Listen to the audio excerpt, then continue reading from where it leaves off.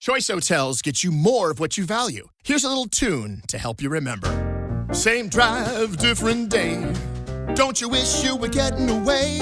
Pack your bags and come on through. Texas, Ohio, Alaska, we're up there too. Comfort Inn, it's calling your name.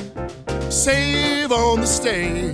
Oh, and free waffles are yours to claim. Well, I hope you like my little song. Book direct at choicehotels.com.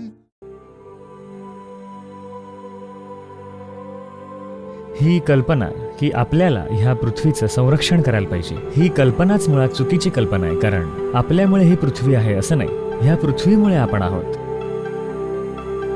अगदी असा विचारही करणं की मी आणि ही पृथ्वी ही पूर्णपणे चुकीची संकल्पना आहे. कारण ज्याला तुम्ही मी म्हणता, तुमचं जे भौतिक अस्तित्व आहे ते पृथ्वीतूनच वर आलेलं आहे. तुम्ही स्वतःचा एक भाग म्हणून जे काही अनुभवता त्याबद्दल कुणाला तुम्हाला सांगायची गरज नाही की कृपया त्याची काळजी घ्या.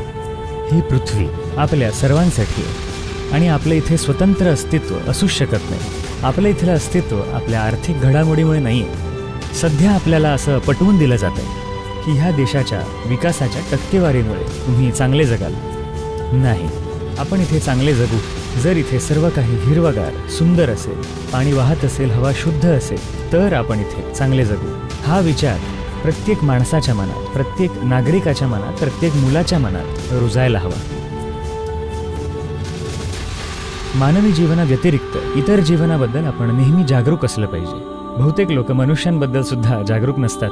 म्हणून मी तुम्हाला आठवण करून देतोय की तुम्ही जिवंत असलेल्या प्रत्येक गोष्टीबद्दल जागरूक असलं पाहिजे. झाडं, वनस्पती, गवताचं पातं, उड्या मारणारा नाकतोडा, सर्व गोष्टींप्रती तुम्ही जिवंत असलं पाहिजे.